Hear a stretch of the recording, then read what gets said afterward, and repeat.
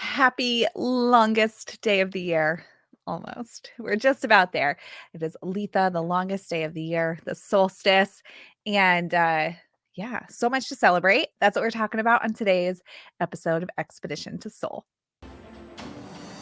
We know that you were born magical. We know that you are intuitive, and we know that you are brimming with everyday enchantment.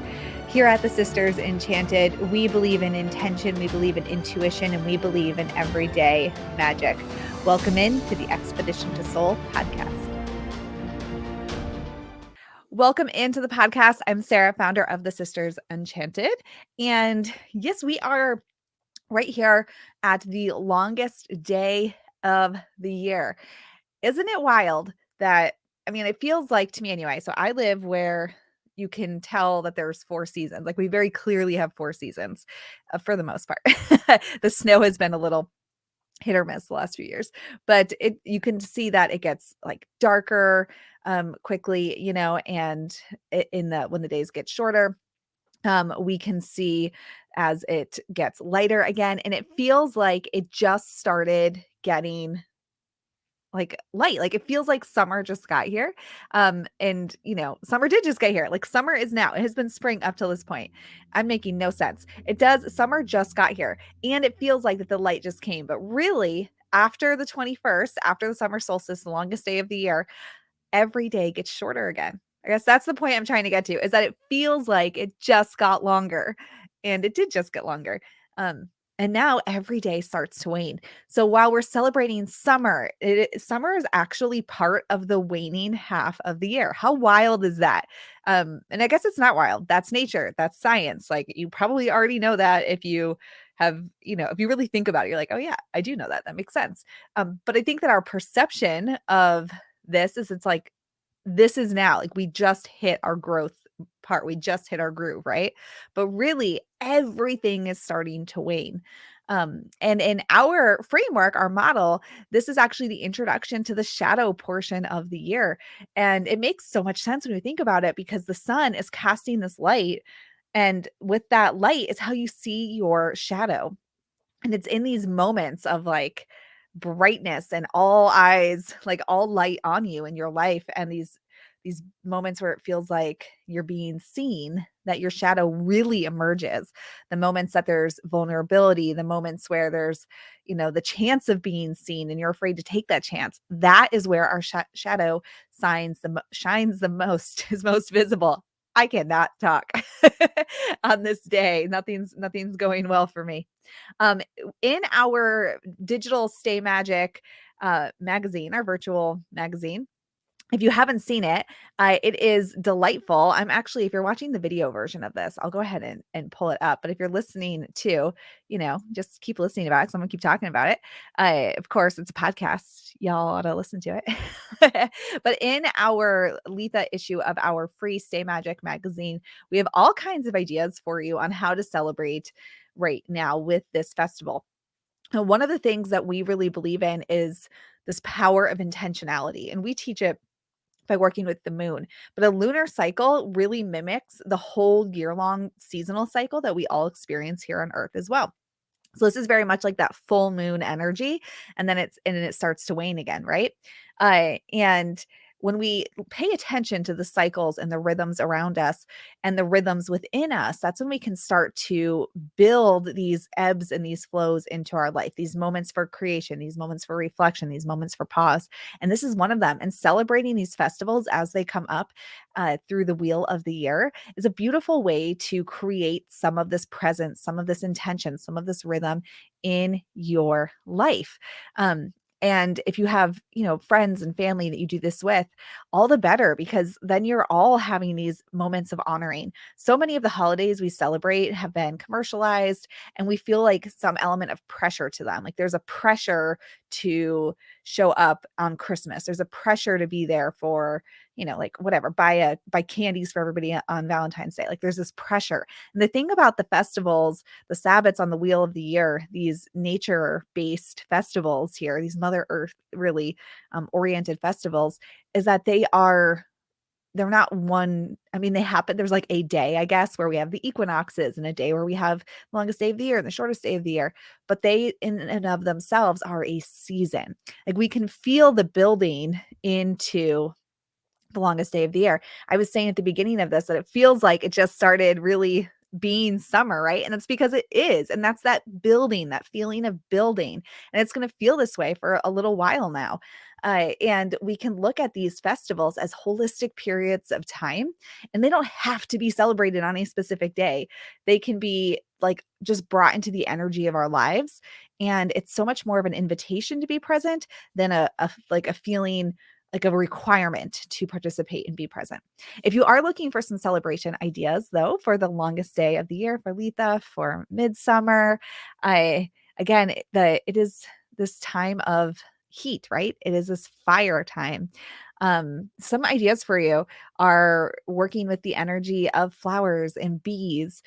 This is the last festival before our harvest festivals begin. So the next three festivals are all harvest festivals. And so what we're doing here is really like, honoring and praying and hoping and having ritual and ceremony for the what we need to ensure these great harvests.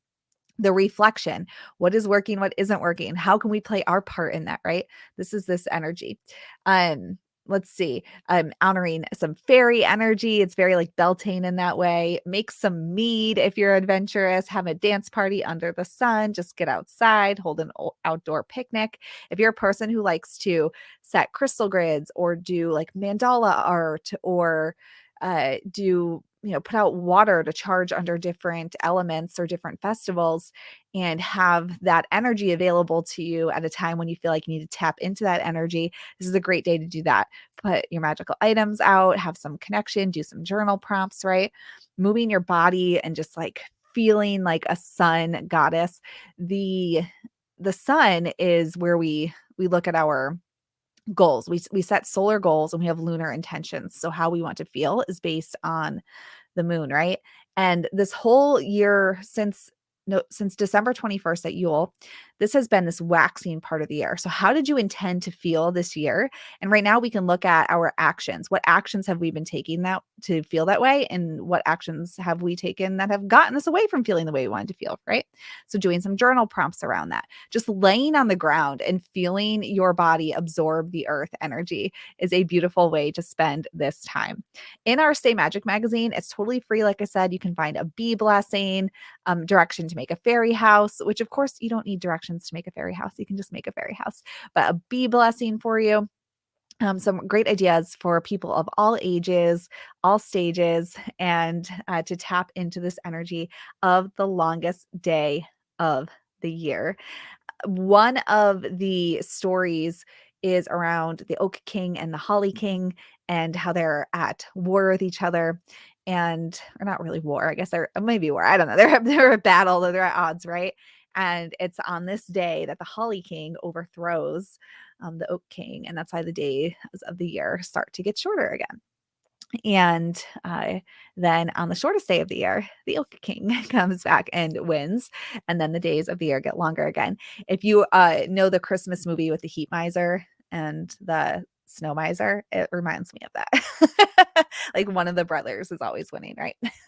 And it's the same. And here the days will start to get shorter. So it is the longest day of the year. I hope you enjoy that energy, whatever it brings for you.